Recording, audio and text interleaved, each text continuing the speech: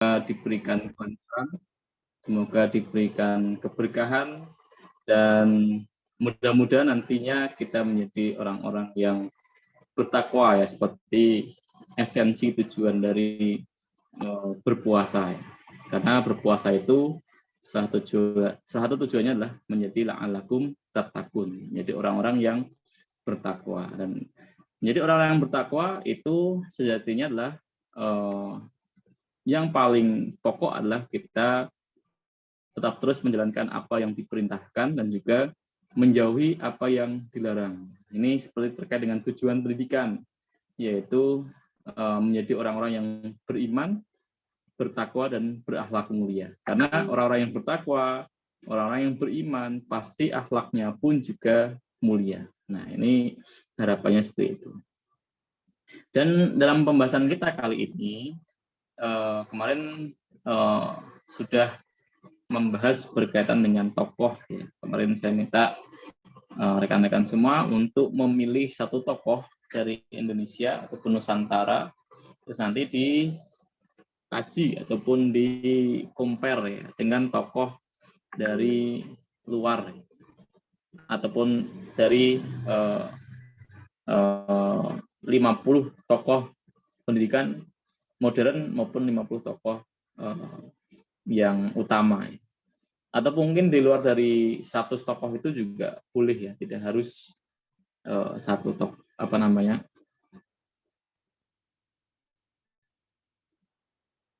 Oke, sebelum dimulai alangkah baiknya kita buka terlebih dahulu dengan berdoa. Berdoa dipersilakan.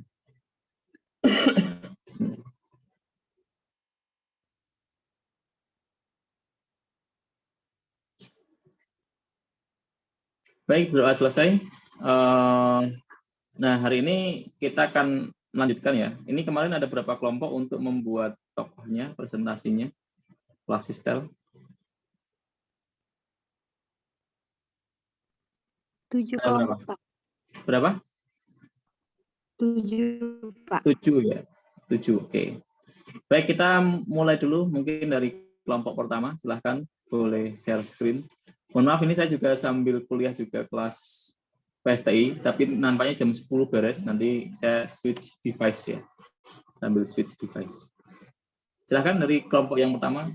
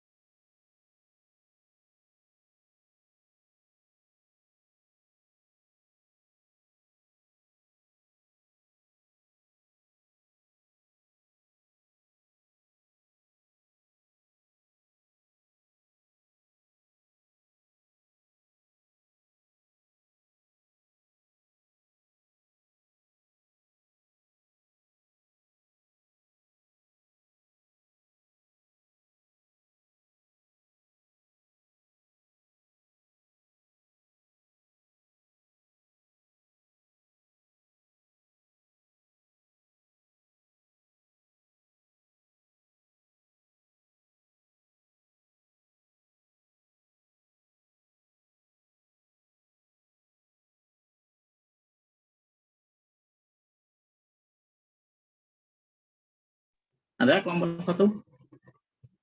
Kalau tidak saya panggil ya, kelompoknya ya. Boleh share screen kelompoknya Anindya, Afina. Baik, Bapak.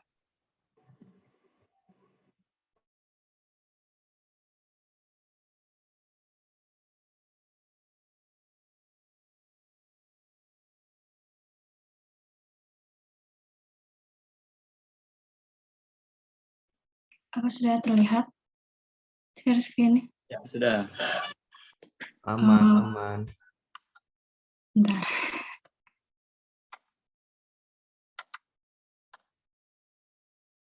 Ini jelasin sekilas aja Pak dari tokohnya.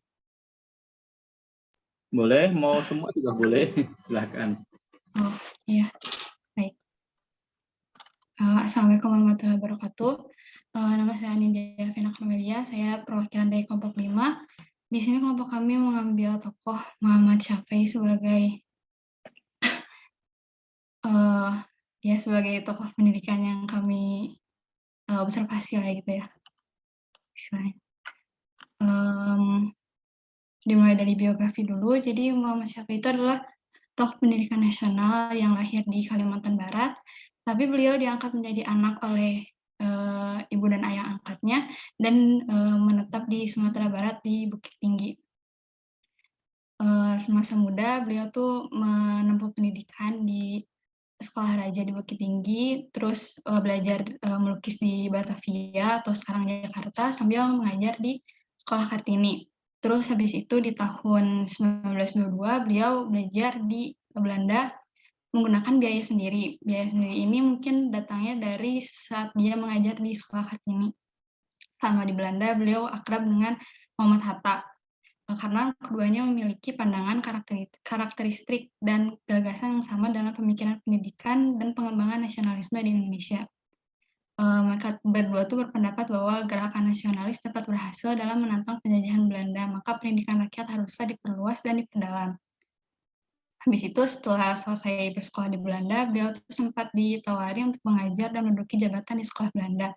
Namun beliau menolak dan pada 1925 ia pulang kembali ke Indonesia, ke kampung halaman di Sumatera Barat dengan tekad ingin mendirikan sebuah sekolah di sana. Terus pada tahun 1926, tepatnya 31 Oktober, beliau mendirikan sekolah INS atau Indonesia Netherlands School yang berlokasi di Kayu Tanam, Sumatera Barat. Pembiayaan sekolahnya ia dapatkan dari menerbitkan buku, sumbangan ayahnya, dan simpatisan-simpatisan, pengumpulan dana. Habis itu juga ia menjual hasil karya anak-anak muridnya untuk pembiayaan sekolah gitu. Karena pada dasarnya dia tuh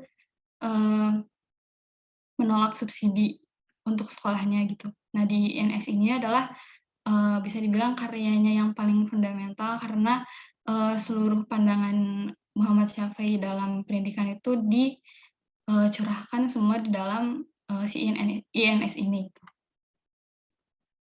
Di INS itu sendiri, muridnya mempelajari hal-hal yang akan terpakai saat muridnya pulang ke kampung halamannya seperti kerajinan, seni, grafika, jenis-jenis olahraga, dan manajemen.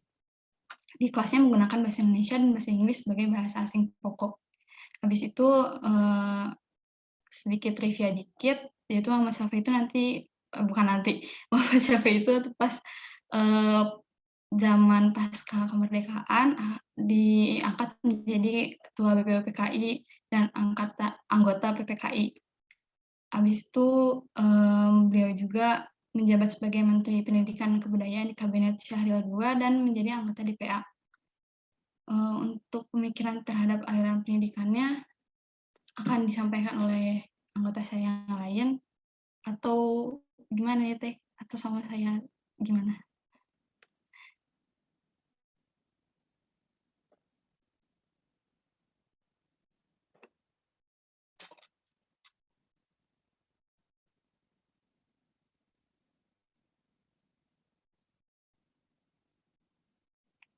Kalau gitu mah boleh mungkin sama anggota saya yang lain dijelaskan untuk poin berikutnya.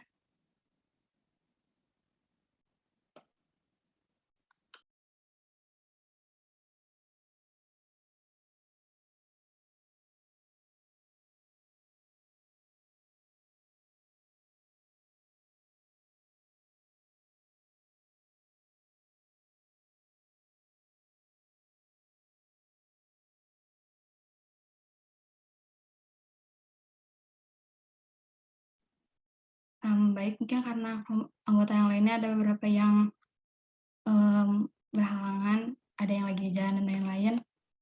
Mungkin sama saya aja dulu.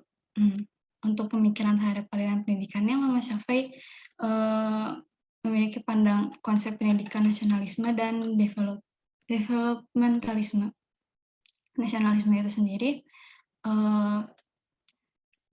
terlihat dari bagaimana beliau menjalankan pendidikan di INS Kayu Tanam. Penyelenggaraan pendidikan di sana itu didasarkan pada cita-cita menghidupi jiwa bangsa Indonesia dengan cara mempersenjatai diri dengan alat daya upaya yang dinamakan aktif kreatif. Hal ini berguna untuk menguasai alam. Maksudnya menguasai alam di sini sendiri adalah jadi kan Indonesia tuh dulu sempat dijajah gitu ya oleh kolonialisme gitu.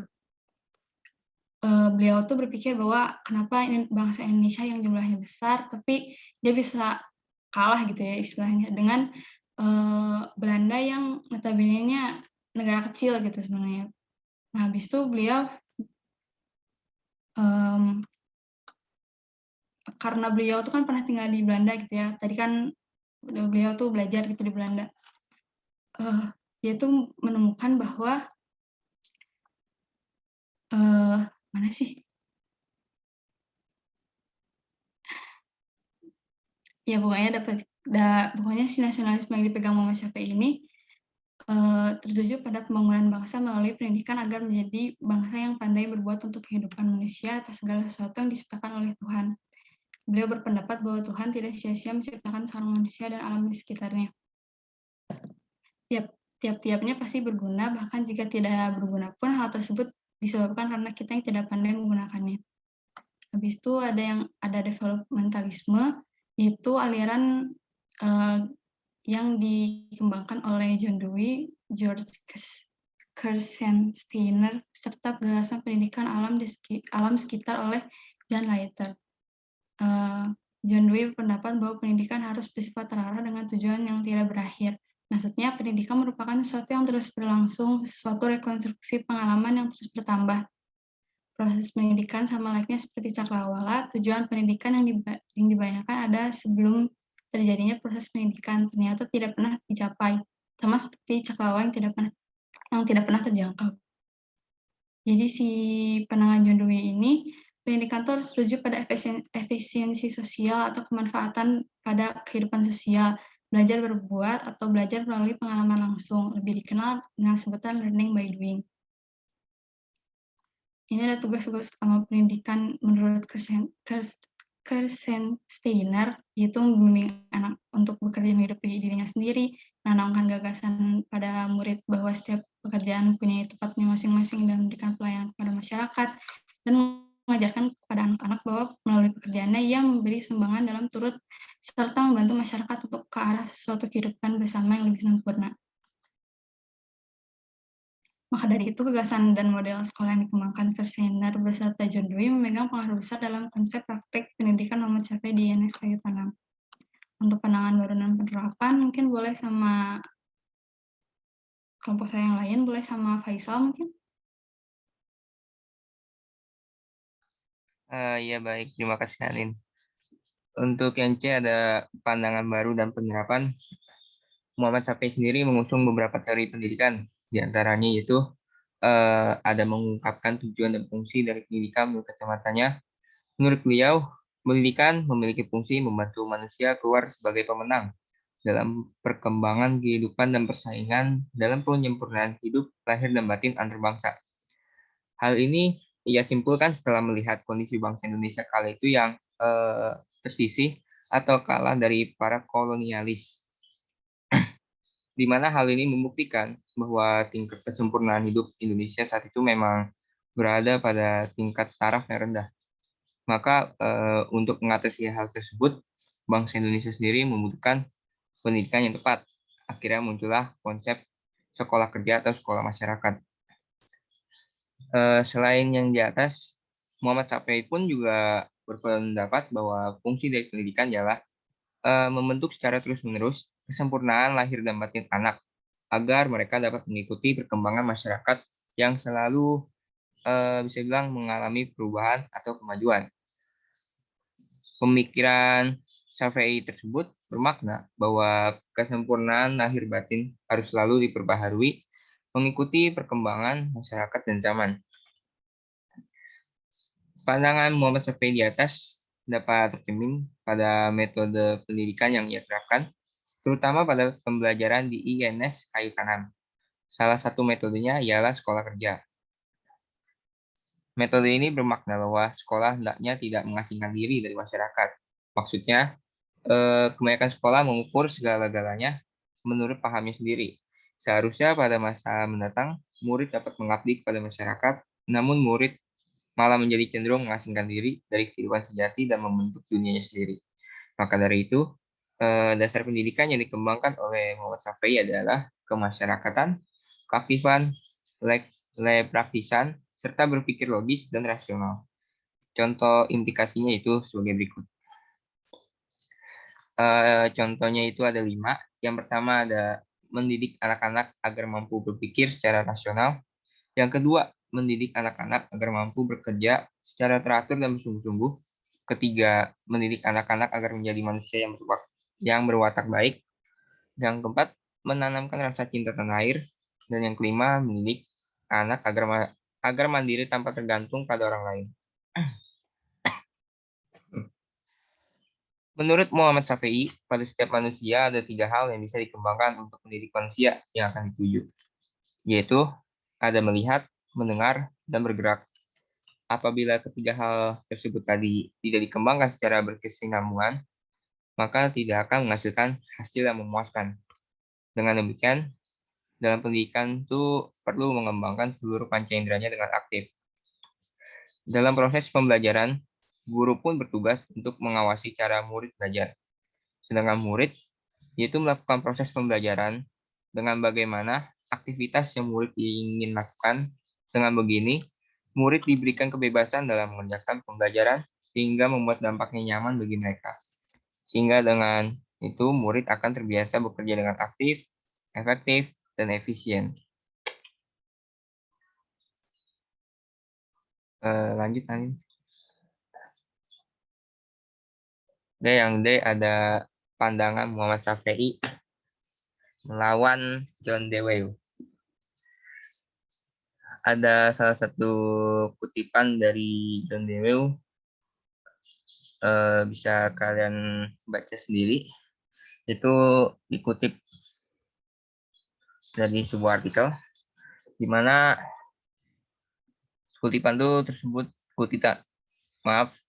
tersebut terkenal dari John Dewey, seorang filsuf asal Amerika Serikat, yang dimana kutipan tersebut menjadi dasar dari metode pendidikan Muhammad Syafi'i.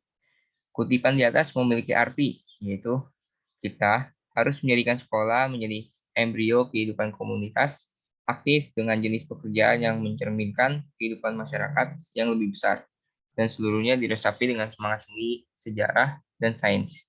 Ketika sekolah memperkenalkan dan melatih setiap anak masyarakat ke dalam keanggotaan dalam komunitas kecil seperti itu, menjenuhkannya dengan semangat pelayanan dan memberinya instrumen pengarahan diri yang efektif, kita akan memiliki penjamin terdalam dan terbaik dari masyarakat yang lebih besar, yang layak, indah, dan harmonis. Jika kita resapi dan membandingkan kutipan tersebut dengan metode pendidikan Muhammad Syafi'i, yang perlu digarisbawahi ialah bahwa sekolah menjadi embrio kehidupan komunitas aktif dengan jenis pekerjaan yang mencerminkan kehidupan masyarakat. Nah, kutipan yang digarisbawahi ini selaras dengan konsep pendidikan yang ada di INS Kayu Tanam tadi, yaitu bahwa murid harus difokuskan untuk mengabdi pada masyarakat. Bukti dari pekerjaan yang mencerminkan kehidupan masyarakat ialah kurikulum yang dipakai di INS Kayu Tanam, itu pekerjaan-pekerjaan yang biasa dilakukan masyarakat dan dapat berguna untuk masyarakat nantinya. Selanjutnya, seluruhnya diresapi dengan semangat seni, sejarah, dan sains. Hal ini juga dapat dilihat bahwa semangat seni dan sains itu bermakna penjiwaan dalam kegiatan pendidikan berlangsung. Sementara semangat sejarah ialah berarti semangat yang muncul karena latar belakang sejarah. Hal ini juga sangat mirip dengan pandangan pendidikan Muhammad Syafi'i, yaitu nasionalisme. Dan kutipan terakhir yang harus yang digarisbawahi ialah ketika sekolah memperkenalkan dan melatih setiap anak masyarakat ke dalam keanggotaan dalam komunitas kecil seperti itu, menjenuhkannya dengan semangat pelayanan dan memberinya instrumen pengarahan diri yang efektif, kita akan memiliki penjamin terdalam dan terbaik dari masyarakat yang lebih besar, yang layak, indah, dan harmonis. Berpegang kepada konsep pendidikan Muhammad Syafi'i yang menjunjung muridnya menjadi murid yang sempurna lahir dan batin, karena jiwa dan hatinya terlatih dan otaknya berisi konsep-konsep ilmu, hingga ia berbaut aktif, kreatif dalam menghadapi lingkungan sekitarnya.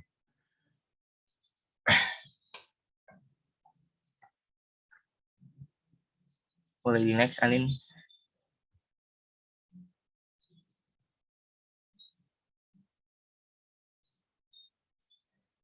Mungkin untuk bagian kesimpulan akan dijelaskan oleh rekan saya.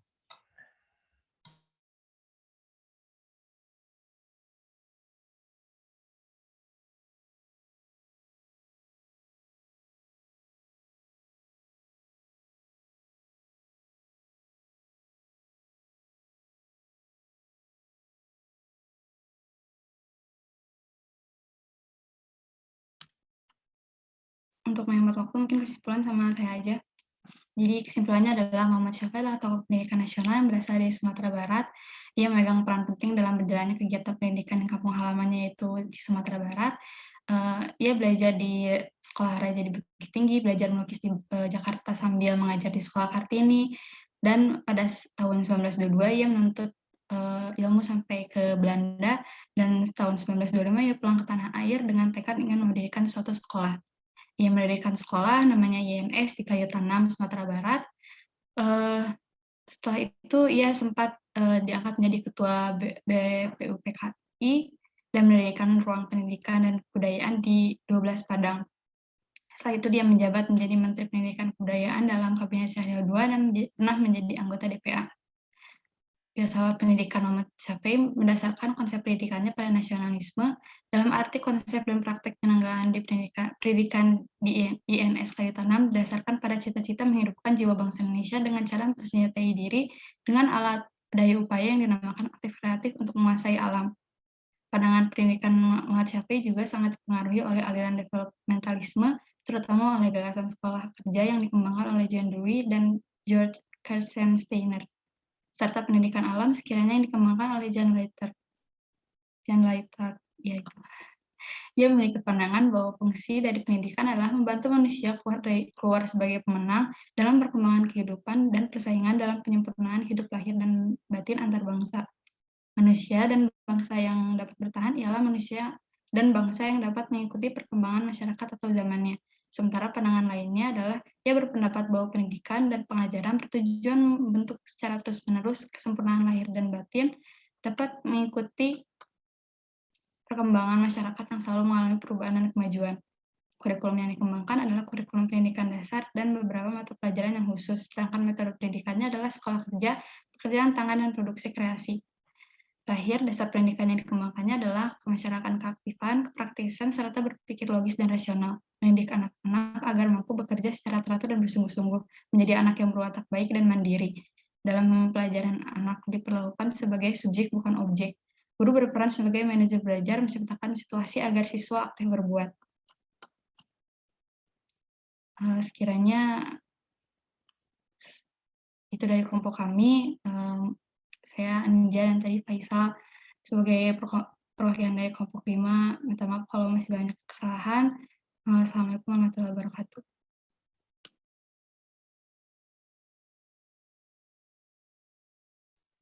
Waalaikumsalam warahmatullahi wabarakatuh.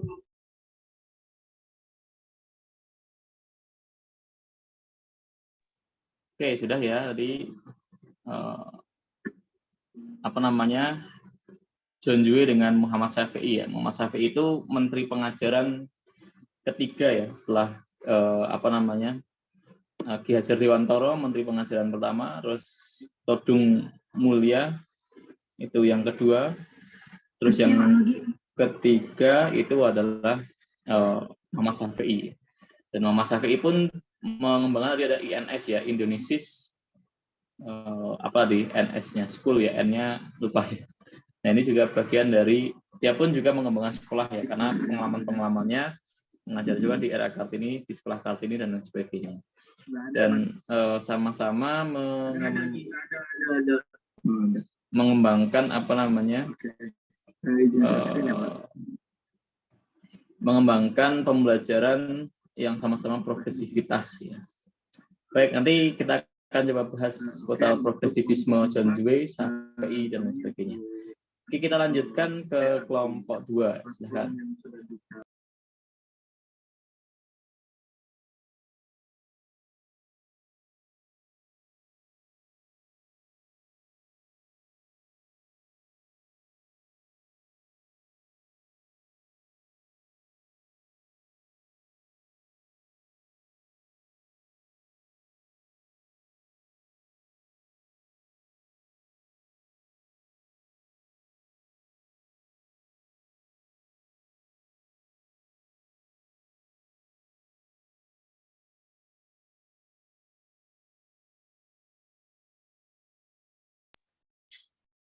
Assalamualaikum warahmatullahi wabarakatuh. Kami dari kelompok 2 akan mempresentasikan mengenai pemikiran dan hasil penemuan Imam Al-Ghazali dalam dunia pendidikan.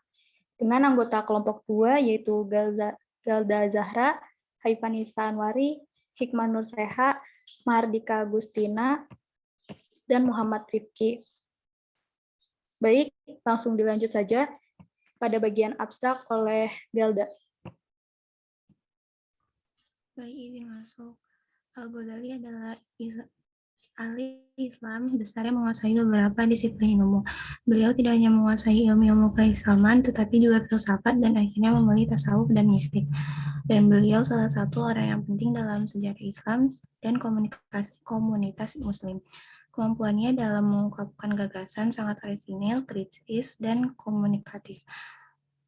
Banyak yang mengaku bahwa Al-Ghazali telah memberikan pengaruh-pengaruh yang besar dalam historitas pemikiran Islam dan religiusitas umat Islam yang dikenal sebagai ensiklopedia Islam, dan menguasai hampir seluruh ilmu pengetahuan dari berbagai disiplin ilmu. Di bidang pendidikan, Al-Ghazali juga telah menganalisis berbagai aspek pendidikan seperti peran, tujuan, kurikulum, metode pendidikan, dan etika guru dan mahasiswa. Pemikiran pendidikan Al-Ghazali masih memberikan banyak inspirasi terhadap pemikiran pendidikan di dunia dan Islam.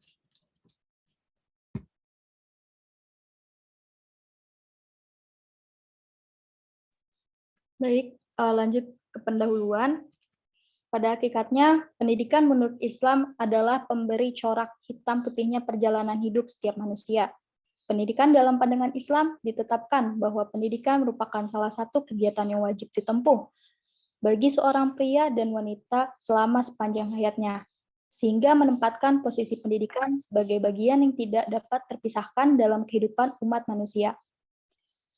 Hal ini pun dengan Undang-Undang Sistem Pendidikan Nasional Nomor 20 Tahun 2003 Pasal 1 Butir 1, yang dimana pendidikan adalah usaha sadar dan terencana untuk mewujudkan suasana belajar dan proses pembelajaran agar peserta didik secara aktif mengembangkan potensi dirinya untuk memiliki kekuatan spiritual keagamaan, pengendalian diri, kepribadian, kecerdasan, akhlak mulia, serta keterampilan yang diperlukan dirinya, baik itu oleh dirinya, masyarakat, bangsa, dan negara. Amanat Undang-Undang Sistem Pendidikan Nasional bertujuan untuk membentuk insan Indonesia yang cerdas dan berkepribadian atau berkarakter, sehingga melahirkan generasi bangsa yang tumbuh dan berkembang dengan karakter yang bernapaskan nilai-nilai luhur bangsa dan agama. Pendidikan akhlak dapat diartikan sebagai suatu usaha sadar yang mengarahkan pada terciptanya perilaku lahir dan batin manusia, sehingga menjadi manusia yang berbudi pekerti luhur, mampu melakukan kebaikan dan menjauhi keburukan, memiliki kepribadian utuh baik kepada dirinya sendiri atau selain dirinya.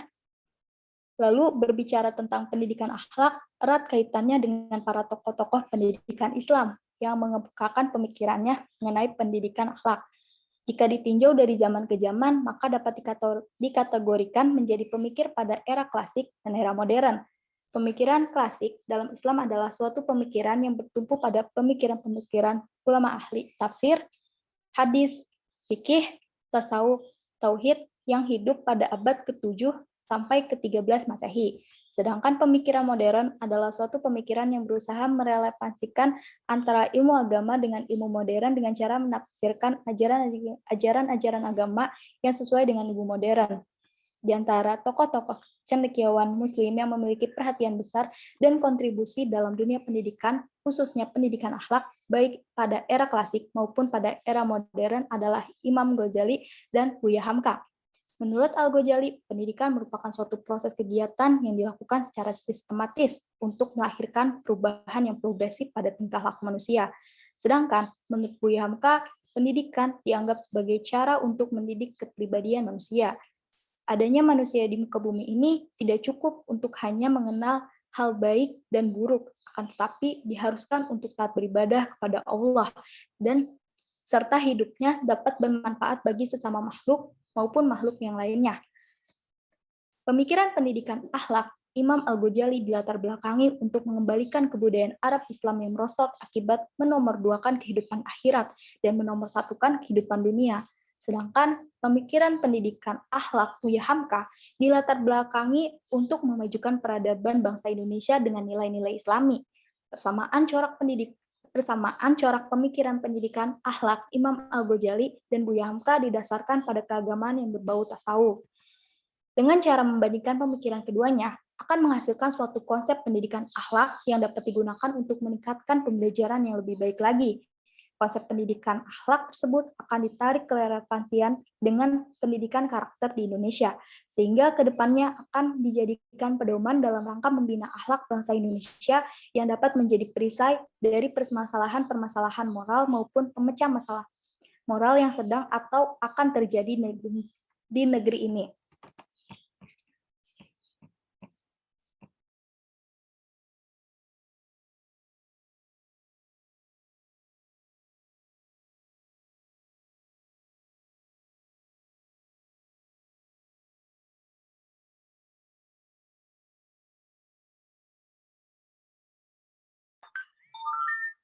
Baik, metode penelitian akan dilanjutkan oleh Saudara Dika.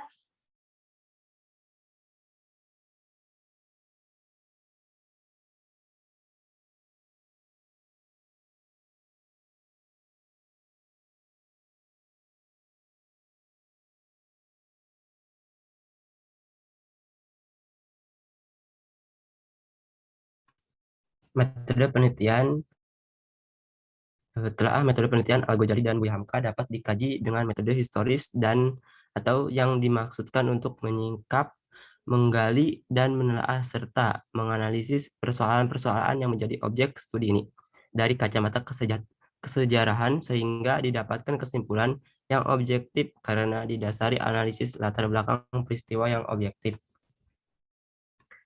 Metode ini berpijak pada pendekatan historis yang digunakan bukan untuk menampilkan aspek kesejarahan pemikiran Al-Ghazali dan Buya Hamka secara kronologis dari waktu ke waktu, tetapi digunakan terfokus pada kajian mengenai biografi Al-Ghazali dan Buya Hamka, pendidikan dan karir, latar belakang intelektualnya, latar belakang sosiokultural, latar belakang pemikirannya, karya-karyanya, dan hal lain yang relevan pada keduanya.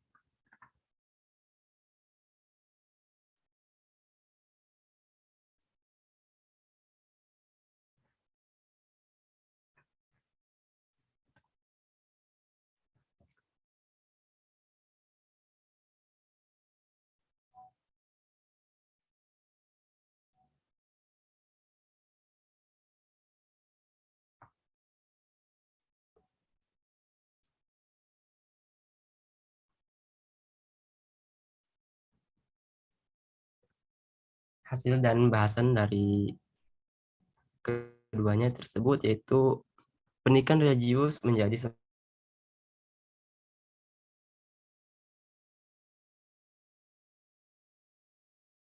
dan dalam menjalankan role kaderan dengan mewariskan gerakan berkemajuan untuk disebarluaskan kepada masyarakat. di seluruh dunia atau di Nusantara ini. Tujuan pendidikan yang diterapkan oleh Al-Ghazali adalah mendekatkan diri kepada Allah Subhanahu wa taala agar menjadi manusia yang baik pandangannya, dan hal tersebut tidak mengabaikan masalah duniawinya. Dari pernyataan tersebut dapat diartikan bahwa tujuan pendidikan menurut Al-Ghazali dibagi menjadi dua bagian, yaitu tujuan jangka pendek dan tujuan jangka panjang. Tujuan jangka panjang yang dimaksud yaitu memfokuskan pada pendekatan diri kepada Allah. Pendidikan pada prosesnya harus dapat membuat manusia mengenal Sang Pencipta dengan pendekatan yang dilakukannya. Semakin lama seseorang menempuh pendidikan, akan semakin bertambah ilmu pengetahuannya dan semakin dekat dengan Allah.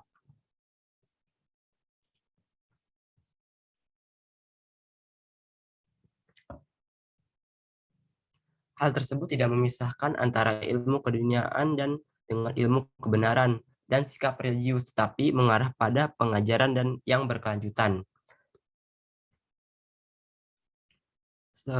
Selanjutnya, untuk tujuan pendidikan yang diterapkan oleh Buya Hamka sendiri, merupakan pentingnya manusia mencari ilmu bukan hanya untuk membantu manusia memperoleh penghidupan yang layak, tetapi lebih dari itu. Manusia akan bisa mengenal Tuhannya dengan memperbaiki akhlaknya dan mencari keridhaan Allah. Buya Hamka sendiri juga membedakan makna pendidikan dan pengajaran. Menurutnya, pendidikan adalah serangkaian upaya yang dilakukan pendidik untuk membantu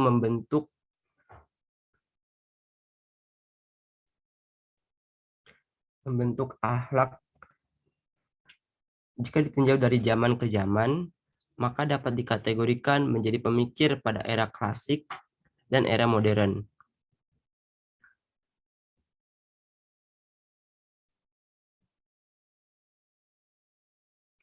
Pemikiran tradisional atau klasik dalam Islam adalah suatu pemikiran yang sangat bertumpu pada pemikiran-pemikiran ulama, ahli tafsir, hadis, fikih, tasawuf, tauhid, yang hidup antara abad ke-7 sampai ke-13 Masehi. Sedangkan pemikiran modern adalah suatu pemikiran yang berusaha merelevansikan antara ilmu agama dengan ilmu modern dengan cara menafsirkan ajaran-ajaran agama yang sesuai dengan ilmu modern.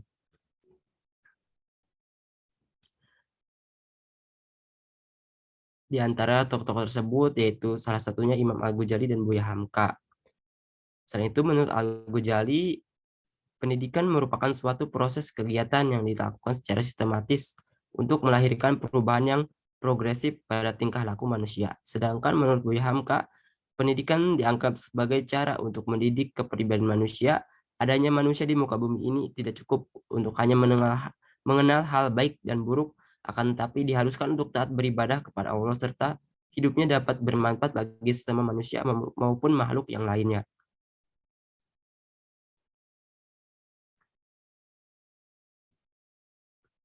Selanjutnya dilanjutkan ke metode penelitian.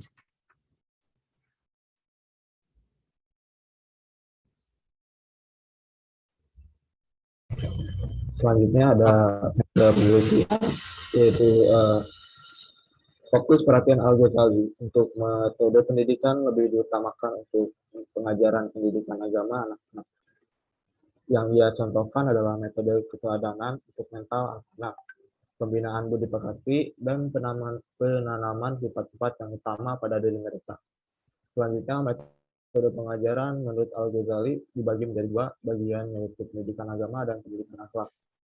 Pada metode pendidikan agama, Al-Ghazali berpendapat bahwa metode ini memiliki orientasi khusus terhadap pengetahuan akidah yang harus dimulai sedini mungkin karena hal ini menitik beratkan pada kepribadian peserta didik, sehingga peserta didik memiliki kepribadian yang baik dan dapat berpandangan bahwa agama menjadi pembimbing akal baginya.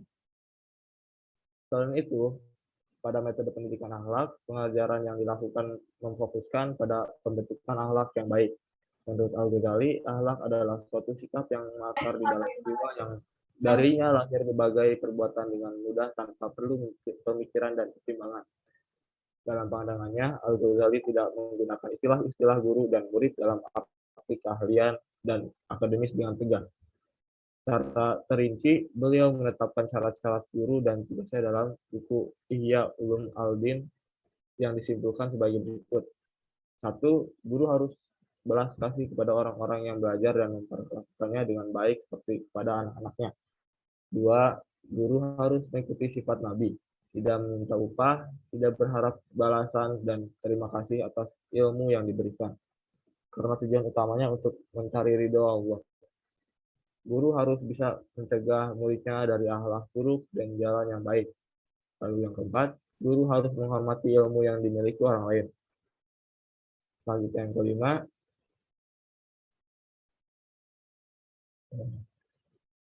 guru harus mengamalkan ilmunya dan tidak boleh mendustakan perkataannya.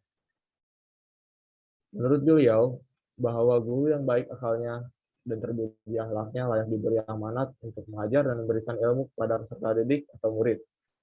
Terdapat pula rincian sifat murid yang baik, antara lain, 1. Seorang murid harus mempunyai jiwa yang bersih. Yang kedua, untuk menjadi murid yang baik harus mempunyai jiwa yang bersih, menjauhkan diri dari hal-hal duniawi.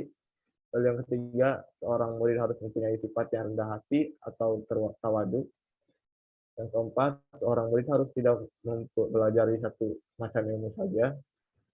Lalu yang kelima, seorang murid seharusnya dapat mengenal nilai-nilai dari ilmu yang dipelajari. Adapun metode pendidikan Buya Hamka, yaitu kurikulum yang berisikan seperangkat materi untuk diberikan kepada peserta didik yang kemudian direalisasikan dalam kehidupannya. Materi tentang keimanan Islam harus benar-benar masuk pada diri peserta didik sedini mungkin agar potensi keagamaan dapat tumbuh dan berkembang secara baik. Beliau juga salah satu yang mendorong pendidikan agama agar dapat masuk kurikulum sekolah dan menyarankan pembuatan asrama yang menampung para murid sekolah yang di dalamnya terdapat muatan rohani dan penerapannya dalam kehidupan sehari-hari. Selain itu, menurut beliau, pendidikan di sekolah berhubungan dengan pendidikan di rumah, dan seharusnya ada komunikasi antara orang tua dan guru untuk mendiskusikannya perkembangan peserta didik dan bersilaturahmi. Dari pemikiran tersebut, Buya Hamka membangun lembaga pendidikan Islam untuk dapat menyaingi sekolah Kristen dan yang pada saat itu yang membawa generasi muda jauh dari agamanya. Dengan didirikannya pesantren oleh Hamka dapat menghilangkan anggapan bahwa pesantren hanya lembaga pendidikan yang memperhatikan, tetapi beliau dapat membuat pesantren diterima oleh kalangan masyarakat.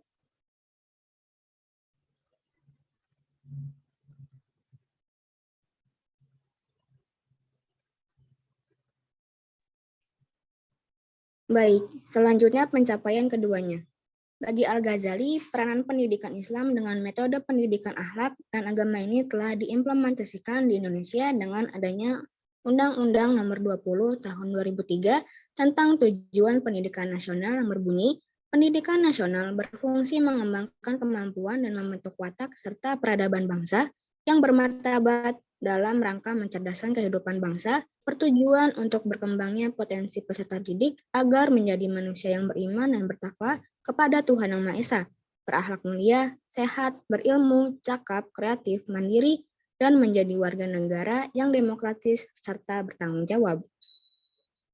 Arti pendidikan juga tertuang dalam Undang-Undang Nomor 20 Tahun 2003 Pasal 1 Ayat 1 yang menyebutkan bahwa pendidikan adalah usaha sadar dan terencana untuk mewujudkan suasana belajar dan proses pembelajaran agar peserta didik secara aktif mengembangkan potensi dirinya untuk memiliki kekuatan spiritual, keagamaan, pengendalian diri, kepribadian, kecerdasan, akhlak mulia, serta keterampilan yang diperlukan dirinya, masyarakat, bangsa, dan negara.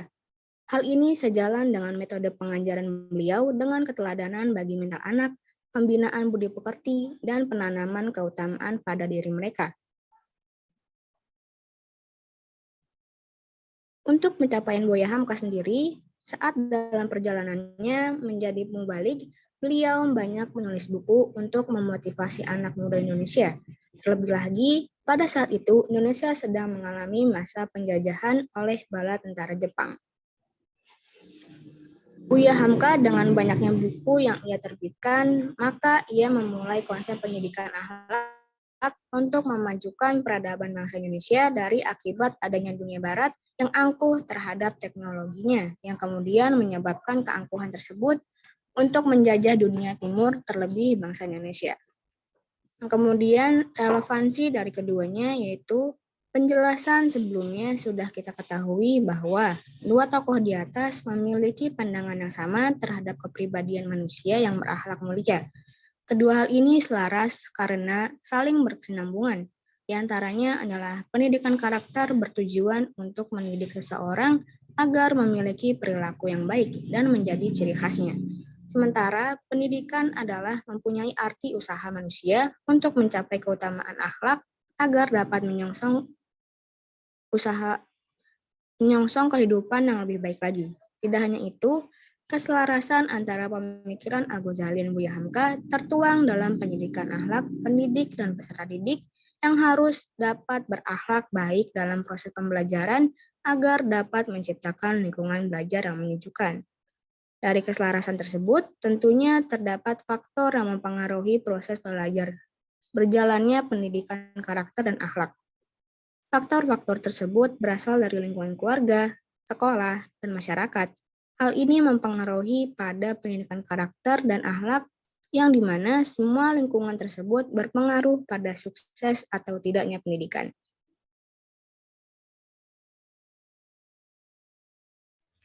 Baik, untuk kesimpulan dari artikel yang di atas, yaitu konsep pemikiran dari Al-Ghazali dan Buya Hamka memiliki pandangan pendidikan yang serupa, terutama Imam Al-Ghazali yang memiliki konsep pemikiran yang sudah tersebar ke penjuru dunia, sedangkan Buya Hamka hanya mencakup Nusantara saja.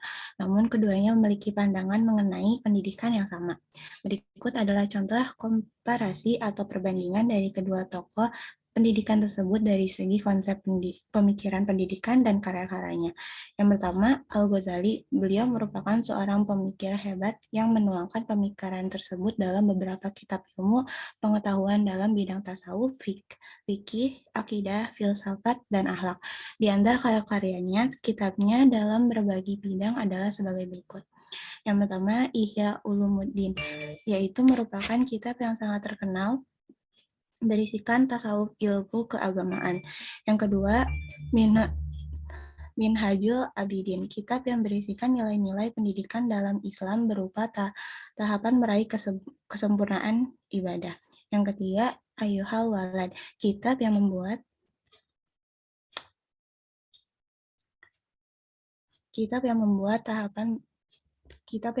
kajian tentang menuntut ilmu. Yang keempat, Minhajul Abidin ila ala Jannati, kitab yang berisi kajian solusi renungan jiwa. Dan masih banyak lagi karya kitab-kitab Imam Al-Ghazali yang lainnya. Lalu selanjutnya Buya Hamka dari segi konsep pemikiran pendidikan dan karyanya. Salah satu ulama zaman modern yang gemar menulis seperti contohnya pembela Islam. Bahkan hingga usianya yang menginjak 60 tahun ke atas, ia tetap berkarya. Karya kitab-kitab yang ditulis oleh beliau adalah sebagai berikut.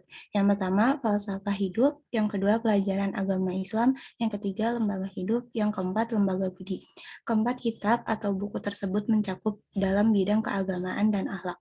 Dengan konsep pemikiran dan juga karya-karya atau kitab yang kedua tokoh ini telah dibuat dan tersebar ke seluruh pelosok negeri bahkan dunia. Konsepnya akan terus terwariskan dari generasi ke generasi untuk melayani atau menjadi paduan dan memberikan pencerahan kepada masyarakat luas, khususnya umat Muslim.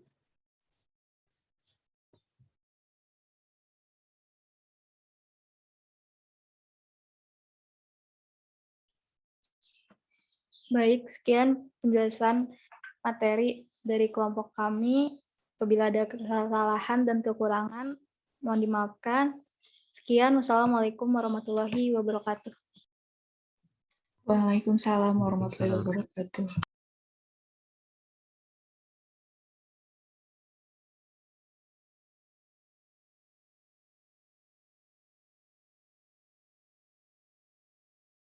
Sebentar.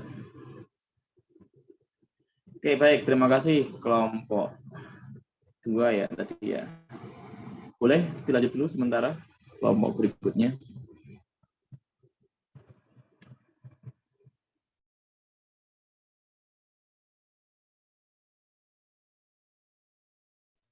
Izin share screen Bapak Ibu.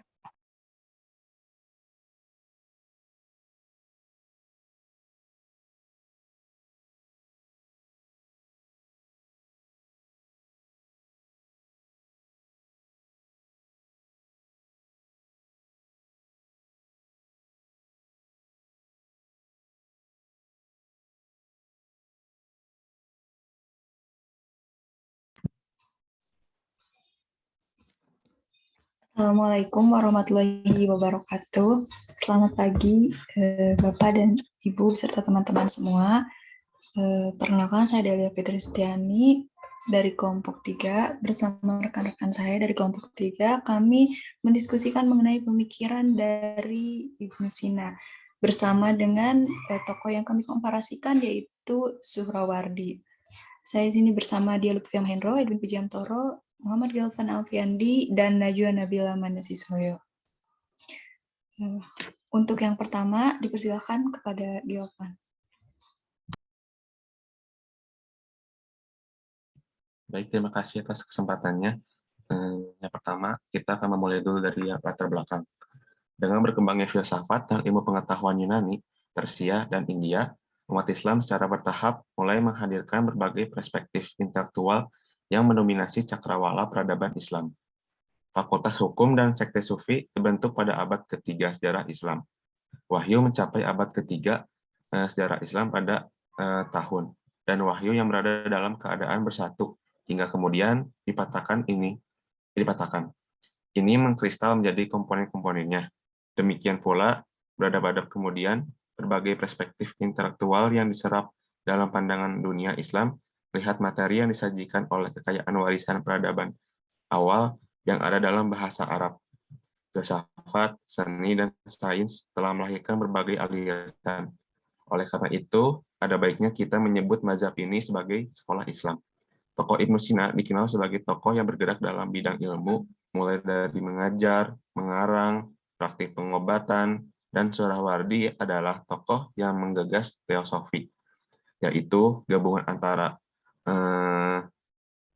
filosofi dan mistis.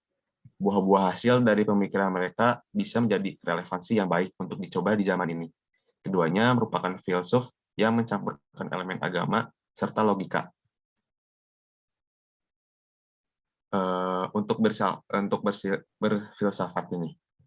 Nah, dari kedua tokoh ini dapat diambil banyak pemikiran-pemikiran tentang pendidikan, filosofis kehidupan, ketentraman jiwa.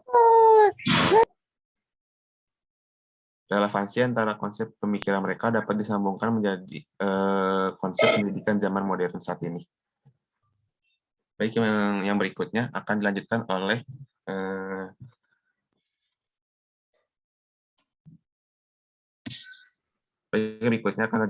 Delia. Atau tempat kami persilakan. Ya, terima kasih Galvan. Selanjutnya untuk metode penelitian yang kami gunakan untuk berdiskusi adalah menggunakan historis faktual untuk mencari, mengkaji, menganalisis pemikiran tokoh berdasarkan data dan bukti yang ada. Kami melakukan teknik dokumenter untuk menelusuri pemikiran-pemikiran dari Ibnu Sina dan Suhrawardi sendiri melalui jurnal ilmiah, buku-buku referensi, dan bahan publikasi yang tersedia. Selanjutnya kami juga melakukan pendekatan hermeneutika. Pendekatan ini digunakan untuk menganalisis teks-teks yang ada dan sangat relevan untuk menafsirkan berbagai gejala, peristiwa, simbol, dan nilai yang terkandung dalam ungkapan bahasa ataupun kebudayaan yang lain yang muncul pada fenomena kehidupan manusia. Tujuannya tentu untuk mencari dan menemukan makna yang terkandung dalam objek penelitian yang berupa fenomena kehidupan manusia melalui pemahaman dan interpretasi. Di sini sumber data yang kami gunakan adalah sumber data sekunder, yaitu berupa karya yang ditulis orang lain mengenai pemikiran-pemikiran Ibnu Sina dan Suhrawardi terkait dengan tema-tema filsafat Islam dalam pendidikan. Selanjutnya, kami mengumpulkan data-data untuk dianalisis. Kami menggunakan analisis komparatif, di mana kami mencari perbedaan dan persamaan keduanya, kemudian dideskripsikan, lalu yang tentunya diambil kesimpulan berdasarkan diskusi dan data-data yang telah kami cari. Selanjutnya, hasil diskusi kami akan dipaparkan oleh Dia Lutfia mengenai metode pendidikan dari Ibnu Sina. Ada dia, dipersilakan. Baik, terima kasih Delia. Izin masuk. Yang pertama tentang metode Ibnu Sina. Ibnu Sina berpendapat berpendapat bahwa ilmu pengetahuan itu banyak, tetapi ilmu pengetahuan bisa digolongkan pertama-tama ke dalam dua jenis, yaitu ilmu yang tidak untuk sepanjang masa dan ilmu yang benar-benar untuk sepanjang masa. Ilmu yang layak disebut filosofis, ilmu-ilmu filosofis terbagi ke dalam yang umum dan khusus. Ilmu umum atau ilmu tentang prinsip-prinsip utama terdiri dari dua jenis. Yang pertama, berurusan dengan fakta, di mana fakta ekstensi, yaitu alam semesta dan apa yang mungkin mendahului alam semesta. Yang kedua adalah sebuah organon atau instrumen bagi akal untuk memperoleh. Yang pertama, inilah sebuah instrumen pengetahuan. Jenis yang pertama terbagi ke dalam dua bagian menurut tujuannya, yaitu hanya sekedar sebagai pengetahuan atau perwujudan pengetahuan itu menjadi kegunaan praktis untuk perbaikan kehidupan manusia.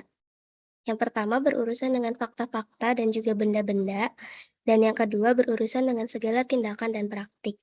Keduanya umumnya dikenal sebagai filsafat teoritis, yang mengurusi pertama, objek yang bersifat material dan yang tidak dipikirkan akal dalam abstraksi dari zat, atau yang kedua, objek yang meskipun sebenarnya ditemukan dalam zat saja bisa diabstraksikan oleh akal dari keadaan materinya. Yang ketiga, objek yang sungguh berbeda dan berlainan dari zat, gerak atau massa dan tidak tercampur dengan materi. Dan yang keempat adalah fakta dan juga makna yang bercampur tetapi tidak bercampur dengan zat. Maka filsafat teoritis terdiri dari 4 jenis, yaitu ada tentang fisika, matematika, astronomi, dan juga ilmu universal. Klasifikasi ini yang ingin ditegaskan oleh Ibnu Sina, tidak populer pada masanya. Filsafat praktis berfokus pada tindakan dan keadaan individu dan disebut etika, ataupun sekelompok individu dan juga kelompok tersekat-sekat, maka ia dinamakan manajemen rumah tangga. Tetapi ketika kelompok itu umum, ia dinamakan politik. Mengenai cabang-cabang ilmu khusus ini, Ibnu Sina telah menyebut sekitar 50 ilmu yang lebih menarik diantaranya adalah fisiologi, matematika murni, aljabar, geometri terapan, mensurasi, dinamika dan statistik, dan juga optik dan ilmu ukur. Lalu ada metode pembelajarannya. Metode pembelajaran yang ditawarkan oleh Ibnu Sina ini mengalami inovasi dan perkembangan sesuai dengan kondisi dan juga situasi yang terjadi hari ini. Metode marketplace activities berisikan kegiatan pembelajaran dengan cara membagi peserta didik menjadi beberapa kelompok kecil, dan setiap kelompok dibekali ringkasan submateri yang berbeda antara satu kelompok dengan kelompok yang lainnya. Pendidik membuat permainan dengan cara menjadikan submateri sebagai barang yang diperjualbelikan. Lalu setiap kelompok diberikan kesempatan untuk bertransaksi dengan peran penjual, menyiapkan diri menjual barangnya dengan cara menjawab pertanyaan dari kelompok lain. Adapun pembeli melakukan pembelian dengan cara bertanya. Namun, sebelum kegiatan tersebut berlangsung, pendidik harus memberikan pembekalan materi dengan melibatkan media pembelajaran, proyektor, laptop, video bahan ajar, dan menyiapkan media pembelajaran pendukung lainnya. Lalu yang kedua ada pun metode expert group dan group investigation pada dasarnya memiliki kemiripan dalam segi pembagian kelompok serta memberikan kesempatan kepada peserta didik untuk menggali materi dan mendiskusikannya dengan teman satu timnya. Metode pembelajaran tersebut memiliki esensi metode yang digagas oleh Ibnu Sina, yakni diskusi dan penugasan dengan memusatkan kegiatan pembelajaran pada peserta didik. Selain itu, pembelajaran yang juga menerapkan metode pendidikan Islam sebagaimana yang digagas oleh Ibnu Sina ini, hal tersebut dapat terlihat dari adanya tutor sebaya dalam menyampaikan pembelajaran Al-Quran yang dilakukan oleh peserta didik yang memiliki kemampuan lebih baik dibanding teman-temannya, sehingga dia membimbing dan mengajarkan teman-temannya yang belum menguasai pembelajaran. Nah, yang kedua ada metode pendidikan dari Suhrawardi ini. Suhrawardi mengikuti pola yang dikembangkan oleh Ibnu Sina, yang membagi arah pemikiran tiap akal yang dihasilkan ke dalam 3 posisi. Posisi pertama yaitu posisi akal-akal sebagai wajib al-wujud li ghairihi, yang kedua sebagai mungkin al-wujud li zatihi, dan yang ketiga sebagai mahiyah atau zatnya sendiri.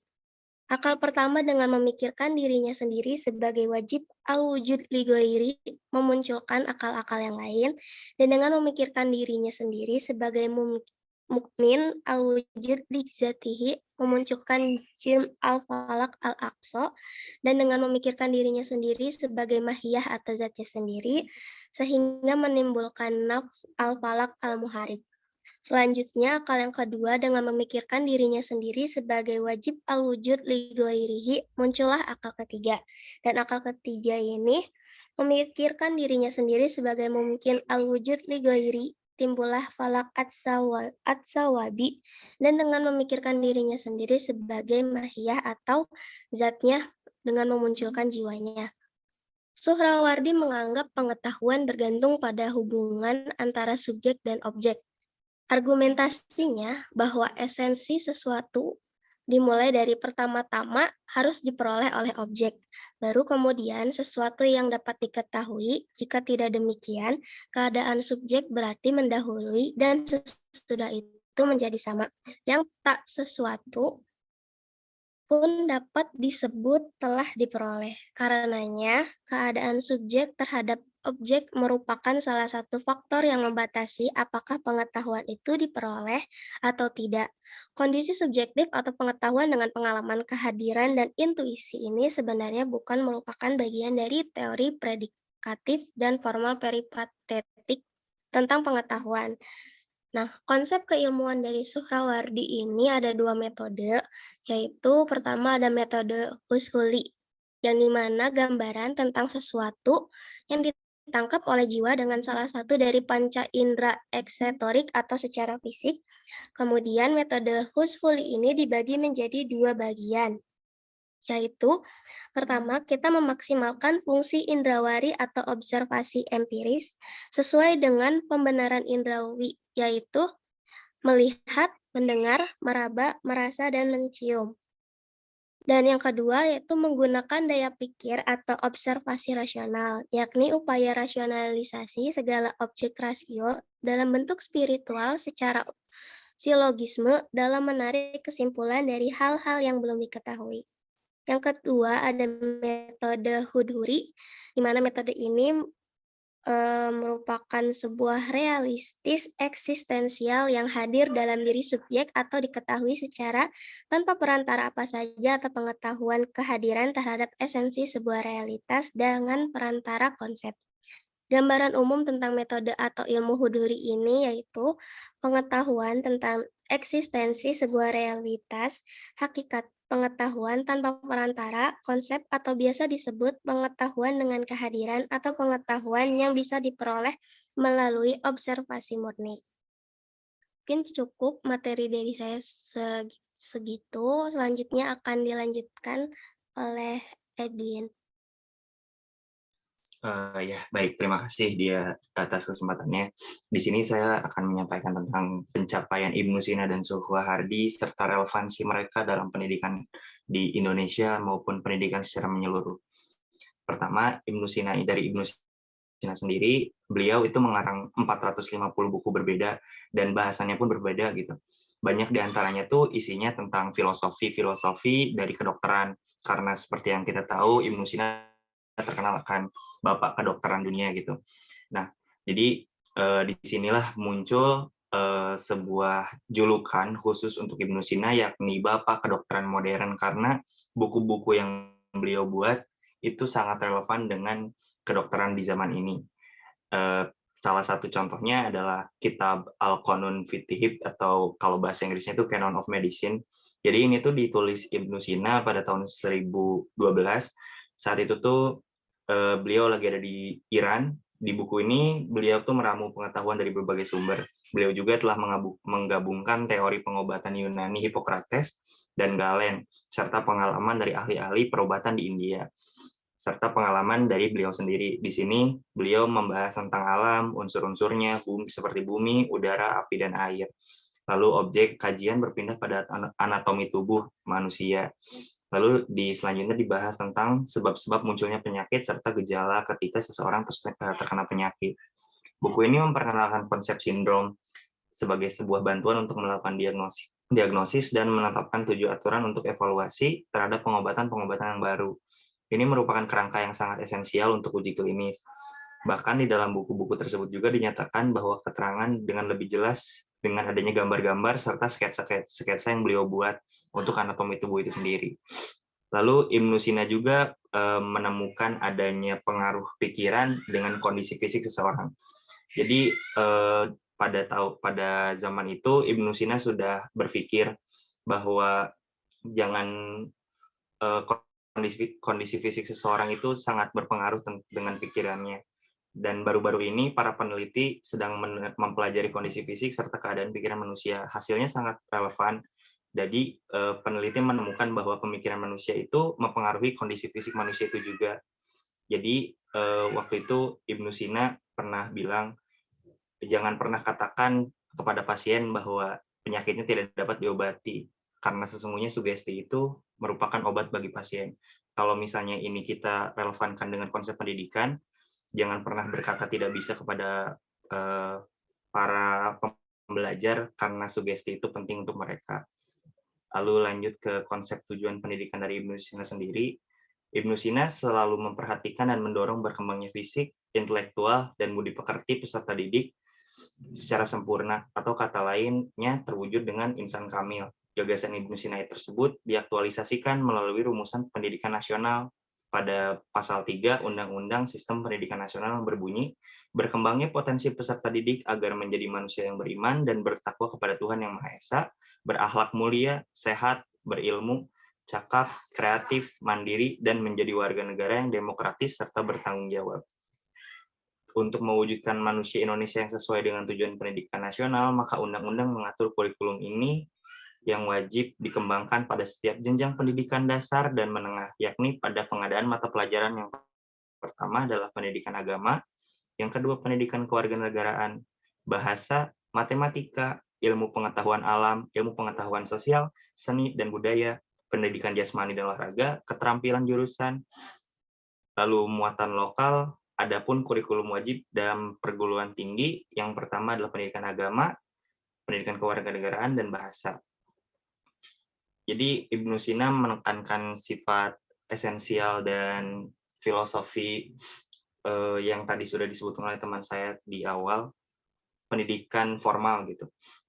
Dan ini sangat relevan dengan pendidikan Indonesia saat ini. Berikutnya gagasan Ibnu Sina terkait tujuan pendidikan ialah pendidikan perlu disesuaikan dengan bakat, kecenderungan dan potensi peserta didik agar dapat hidup di masyarakat dengan keahlian yang dia miliki. Relevansi pemikiran Ibnu Sina pada dimensi kurikulum juga dapat terlihat pada perguruan tinggi yang mulai melakukan pengembangan kurikulum berbasis kompetensi atau KBK. Kurikulum berbasis kompetensi ini diartikan sebagai kurikulum yang disusun dengan menghimpun dan menyusun berbagai elemen kompetensi yang mampu menghantarkan peserta didik mencapai kompetensi utama, kompetensi pendukung, serta kompetensi lainnya. Lalu Ibnu Sina juga membuat sebuah teori, yaitu teori emanasi. Perumusan teori emanasi oleh Ibnu Sina ini yang dijelaskan olehnya sebagai berikut. Emanasi adalah suatu bentuk penciptaan di alam non-materi, adalah bentuk perwujudan sebuah eksistensi yang lain dan bergantung kepada eksistensi yang lain, tanpa perantaraan materi, instrumen, perantara, ataupun waktu. Akan tetapi, sesuatu itu didahului oleh sesuatu yang non-eksistensi dalam waktu dan tidak akan membutuhkan perantara. Jadi, dalam pembahasan teori ini, menurut Ibnu Sina, emanasi itu merupakan sebuah tingkatan yang paling tinggi kalau dibandingkan dengan penciptaan. Dalam hal ini sangat jelas bahwa gagasan penciptaan alam yang Tuhan ciptakan dan tidak ada perantaranya, serta tidak ada prosesnya, itu merupakan teori emanasi. Lalu kita lanjut ke capaian Pak Suhrawardi. Dari beliau sendiri, beliau menulis 50 karya baik dalam bahasa Arab dan Persia, yang sebagian besarnya masih ada sehingga saat ini. Karya-karya beliau ini ditulis dengan gaya yang indah dan bernilai susastra tinggi. Ia merupakan karya-karya Persia, yang termasuk diantaranya mahakarya terbesar tulisan prosa dalam bahasa tersebut, dan di kenyataannya ia menjadi model bagi prosa, naratif, dan filosofis berikutnya. Jadi beliau menjadi sebuah role model pada zamannya. 4 karya terbesar beliau yang bersifat doktrinal dan didaktik semuanya dalam bahasa Arab, yang membentuk sebuah tetralogi dan pertama kali berbicara tentang filsafat peripatetik, sebagaimana ditafsirkan dan dimodifikasikan oleh beliau. Lalu berbicara tentang Isyraqi sendiri dengan mengikuti fondasi doktrinal yang lebih awal. Tetralogi itu sendiri terdiri dari talwihat, intimasi dan intimasi, lalu muqawamat, oposisi dan oposisi, serta musyaharat atau percakapan. Ketiganya berbicara tentang modifikasi filsafat Aristoteles dan akhirnya menjadi mahakarya Hikmat al-Isyraq, teori teosofi cahaya timur, yang berbicara tentang doktrin-doktrin Isyarqi. Jadi teosofi sendiri adalah pemikiran logis yang dicampurkan dengan pemikiran mistis. Ini merupakan sebuah daya lanjut dari pemikiran Ibnu Sina ya, yang tentang teori emanasi. Jadi beliau mengubah teori itu dimasukkan dan menjadikannya teori baru, yaitu teori teosofi. Lalu yang kedua adalah risalah-risalah yang lebih pendek dari bahasa Arab dari Persia, di mana pokok persoalannya tetralogi diuraikan dalam bahasa yang lebih sederhana dalam bentuk yang lebih singkat juga. Contohnya adalah Haikal al-Nur, Kuil-kuil Cahaya, Al-Alwah, Al-Imadiyah, lembaran-lembaran yang didedikasikan untuk Mad al-Din, Patraunamah, risalah tentang iluminasi. Lalu beliau juga membuat cerita mistik dan simbolik atau novel yang menuliskan persoalan perjalanan jiwa melintasi kosmos menuju iluminasi dan pencapaian puncaknya. Risalah-risalah ini hampir seluruhnya berbahasa Persia dan sebagian kecil dalam versi Arabnya. Karya-karya tersebut adalah Isur, lalu Awaz'i, Par'i, Jibril, Senandung Sayap Jibril, Al-Gurot, Al-Gabiyah, Pengasingan ke Negeri Barat, Lugat Ilmuran, Bahasa Anai-Anai, dan banyak lagi karya beliau.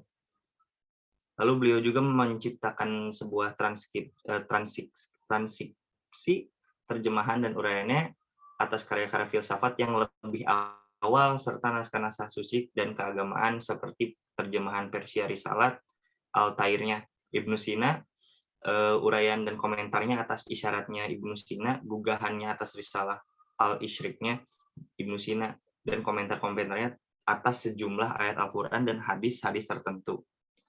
Lalu beliau juga membuat doa-doa permohonan dalam bahasa Arab yang serupa dengan apa yang ada pada abad pertengahan yang disebut buku waktu Syahazuri dengan Al-Waridat wa Al-Taqdisat.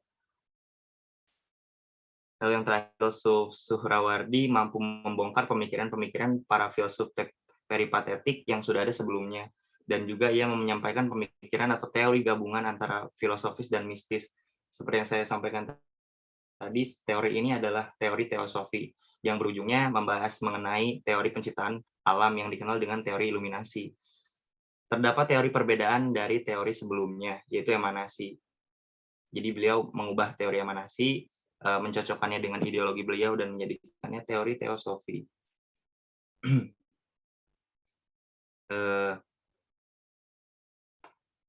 Lalu perbedaan antara kedua tokoh ini, yang pertama dari segi pendidikannya sendiri, kita bahas dari sisi persamaannya dari Ibnu Sina dan Murawardi ini sama-sama menekankan sisi esensial, yang dimana Ibnu Sina memaksimalkan fungsi Ibnu Sina itu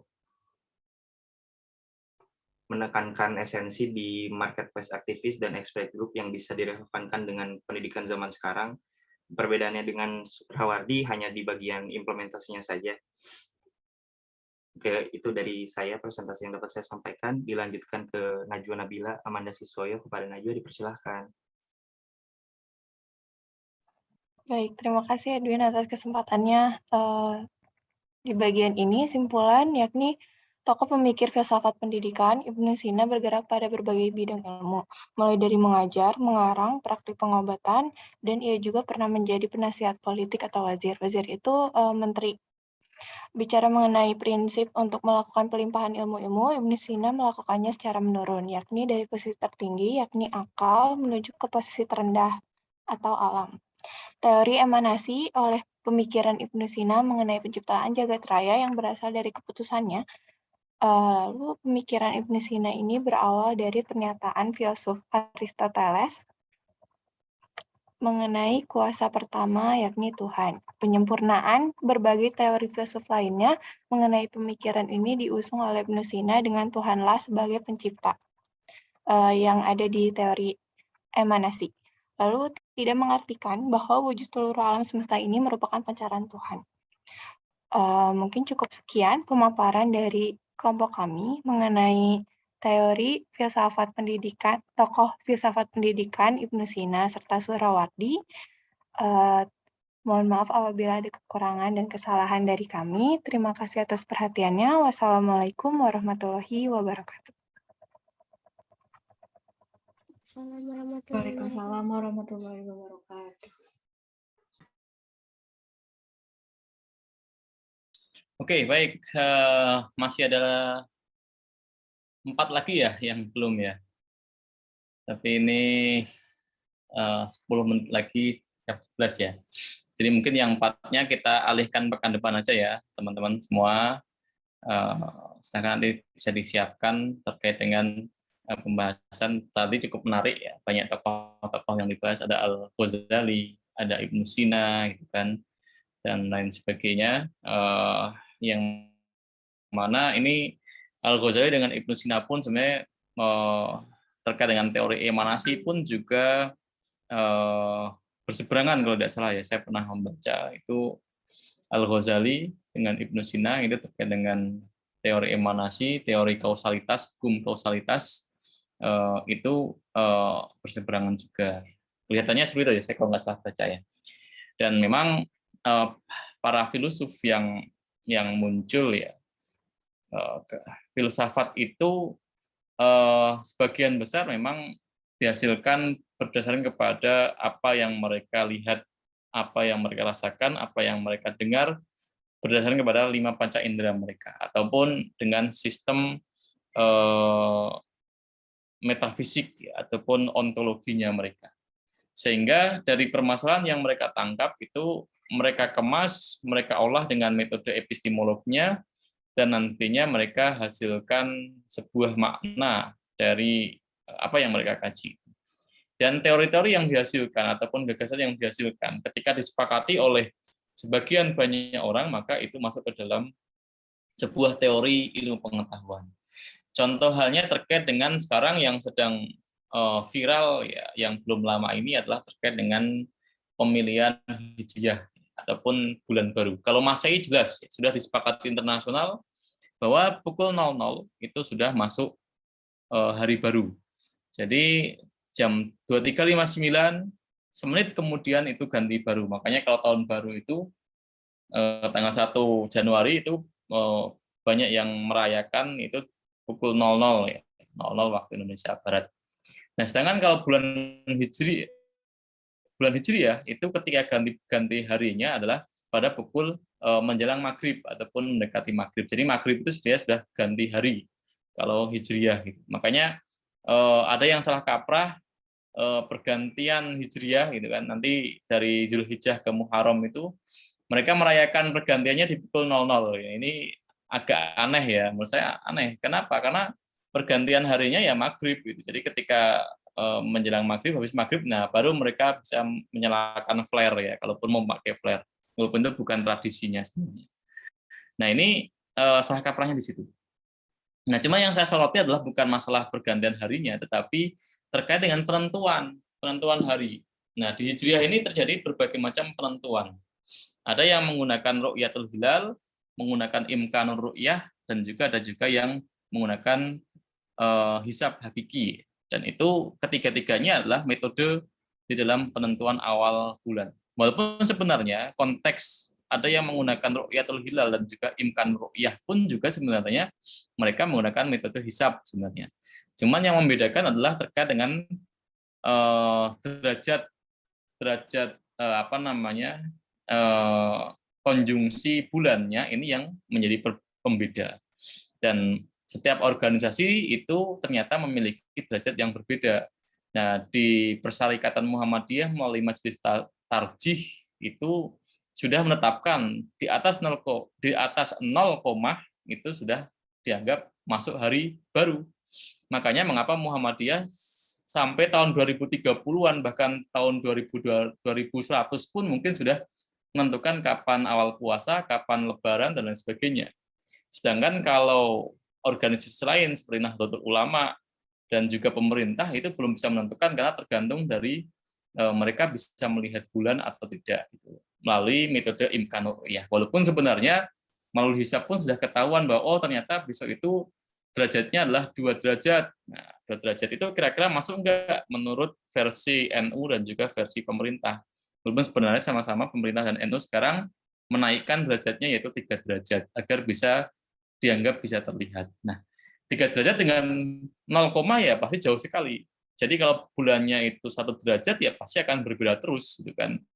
Tapi kalau derajatnya di atas 3, baik itu yang Muhammadiyah maupun yang pemerintah maupun Nahdlatul Ulama ya pasti akan sama nantinya antara kapan kita puasa dan kapan kita lebaran. Nah, walaupun memang sempat ada wacana ya kalender Hijriah internasional ya. Nah, kalau seandainya itu diadakan, menurut saya itu juga sebuah solusi sebenarnya. Cuman, nah yang jadi permasalahan adalah setiap daerah itu berbeda-beda derajatnya. Di Indonesia dengan di Arab Saudi, mengapa Indonesia dengan Arab Saudi berbeda? Katakanlah nanti terkait dengan hari tasrih, gitu kan. Terkait dengan penentuan Zulhijjah, itu pasti akan berbeda. Katakanlah Indonesia hari 1 Zulhijjahnya hari Sabtu, ternyata Arab Saudi hari Minggu gitu kan. Nah, berarti kita puasa Arafah itu sama terkait dengan waktu Arafahnya di Mekah atau seperti apa di Arab Saudi atau seperti apa. Nah, ini yang nanti menjadi sebuah perbedaan.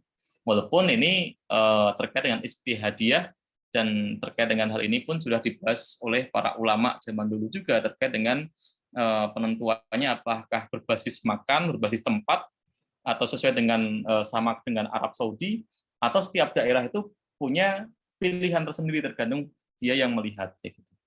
Nah ini yang menjadi berbagai macam perbedaan pemikiran khususnya terkait dengan pemilihan bulan ya. Nah, kita sebagai mungkin yang beragama Islam ya pilih yang mana ya. Kalau saran saya adalah silahkan sesuaikan dengan keyakinan ya. Maksudnya adalah masing-masing kita punya pendapat, masing-masing kita punya pilihan dan kita pun tidak punya ilmunya. Maksud saya adalah saya tidak punya ilmu astronomi, saya tidak punya ilmu terkait dengan ru'yah dan saya tidak punya ilmu hal itu. Dan kita serahkan kepada yang punya ilmu. Nah, kalau salah ya berarti mereka lah yang melakukan kesalahan. Jadi ya itu tadi. Jadi kita sebagai umat ya sudah gitu, ikut saja gitu kan. Mana yang kita yakin. Mau ikut yang Muhammadiyah silahkan, mau ikut yang versi pemerintah juga silahkan, atau mungkin yang versi lain yang mungkin punya pendapat yang kuat. Ini yang terkait dengan versi bulan saja ya, penentuan bulan pun kita masih berbagai macam versi, belum sepakati bersama. Nah ini mengapa kok bisa seperti itu? Itu tadi karena pendapat. Jadi terkait dengan pendapat itu, apalagi pemikiran orang itu berbeda. Contoh lain sama halnya terkait dengan penentuan bulan itu terkait dengan penentuan COVID ya, sama terkait dengan COVID. Ini orang terkena COVID itu berapa derajat? Maksudnya adalah panasnya itu berapa derajat, teman? Atau seperti apa? Nah ini kan sebenarnya orang yang menentukan dia kena COVID atau tidak kan tergantung dari asumsi dari si orang pakar tersebut. Ketika asumsi itu diuji cobakan, terus nanti ternyata terbukti ya itu menjadi sebuah teori. Makanya dalam sebuah penelitian itu ada namanya hipotesis. Hipotesis itulah dugaan. Dugaan itu adalah ya si peneliti itu ataupun si akademisi itulah yang dia menduga. Sama halnya terkait tadi ya penentuan bulan itu ya pendugaan ya sudah di atas 0, derajat, di atas 0 derajat itu sudah masuk pindah bulan gitu. Itu asumsi orang. Mungkin yang mengasumsi lain ya ada yang lain bahwa perpindahan bulan itu ya kalau sudah terlihat bukan. Nah, sama halnya terkait dengan pindah hari di Masehi ya. Mungkin secara kasat mata antara pukul 23.59 dengan pukul 1 dini hari itu tidak ada perbedaan gitu. Coba silakan buktikan, teman-teman berdiri di malam hari jam 23 ya dengan jam 1 dini hari, kira-kira ada perbedaan nggak? Saya yakin tidak ada perbedaan. Sama-sama malam gitu kan. Tapi itu sudah beda hari. Dan kesalahan fatal kita ya masyarakat Indonesia khususnya mungkin sedang kerja kelompok jam 1 dini hari baru selesai kerja kelompok, masih jam bahasnya ini tugasnya dikumpulkan kapan ya, besok atau kapan, padahal nanti dikumpulkan gitu kan jam 8 pagi. Dia sedang diskusinya jam 1 dini hari. Tapi kita nyebutnya besok gitu kan. Atau besok kuliahnya jam berapa ya? Padahal besoknya itu ya nanti gitu kan. Nah, ini kadang-kadang kesalahan kita ya, persepsi di kita. Nah, ini terkait dengan tadi pemilihan bulan, terus terkait dengan berbagai macam pandangan. Bahkan kalau di dalam beragama sendiri kita punya banyak mazhab juga gitu kan.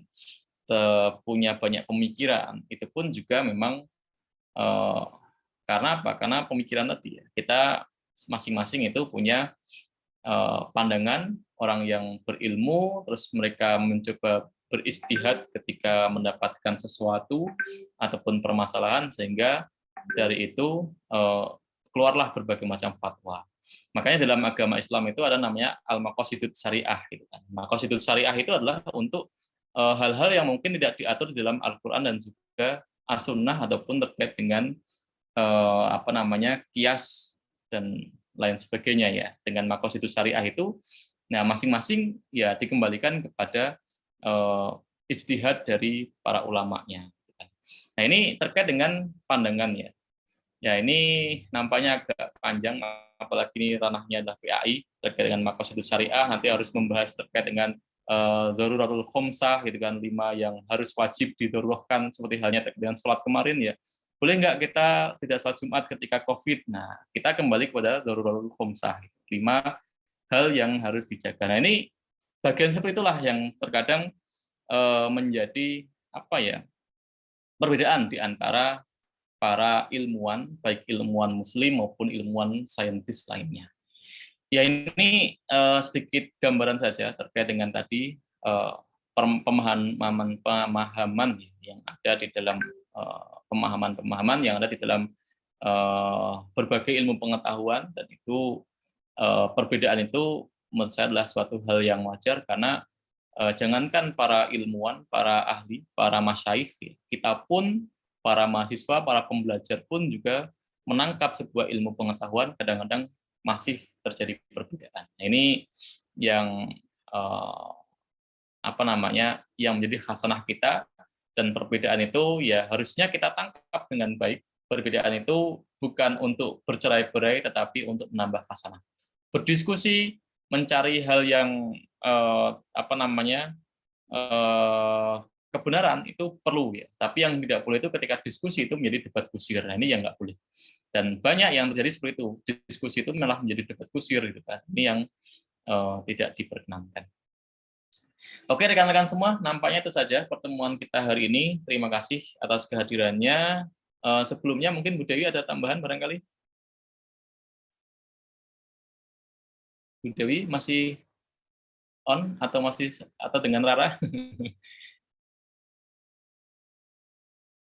Ya, kayaknya ini ya.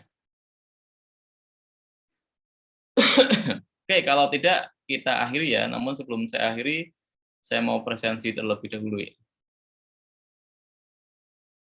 Cek kehadiran ya.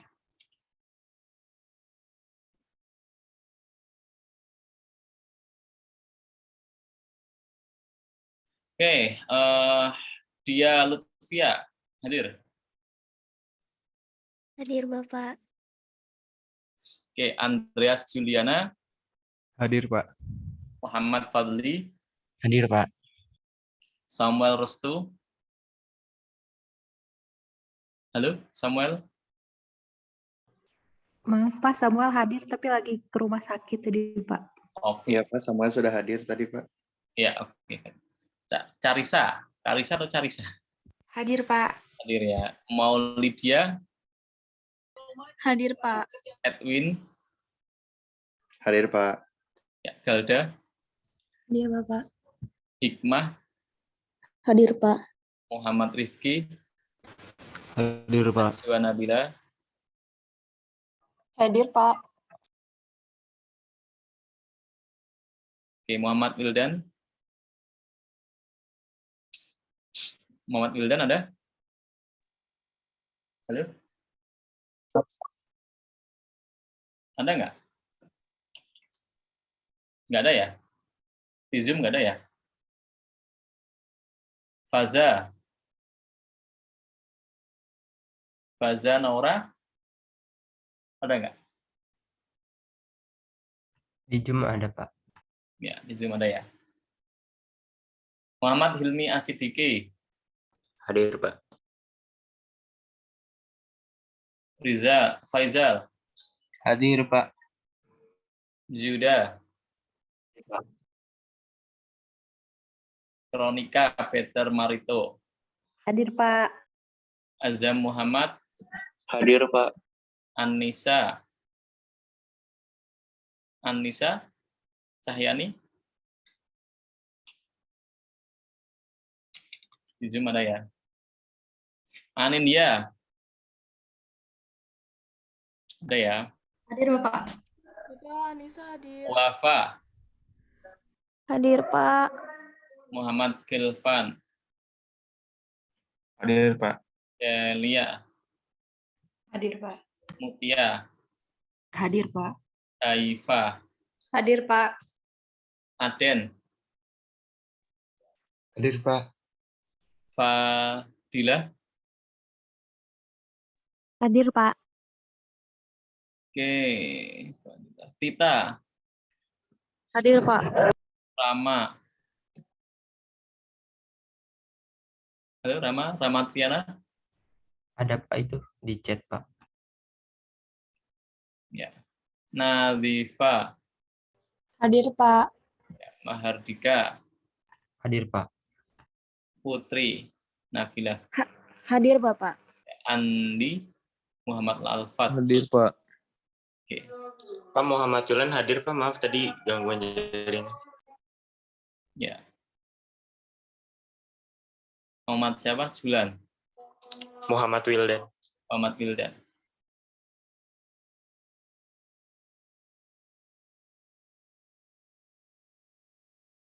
Oh ya, Muhammad Wildan Saifullah ya. Oke, baik. Terima kasih. Kita tutup dengan berdoa. Mari kita berdoa. Berdoa dipersilakan. Bismillah.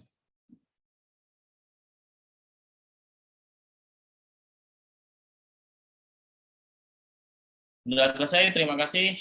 Saya akhiri. Assalamualaikum warahmatullahi wabarakatuh. Waalaikumsalam. Waalaikumsalam. Permisi, Bapak. Terima kasih, Pak. Terima kasih, Bapak.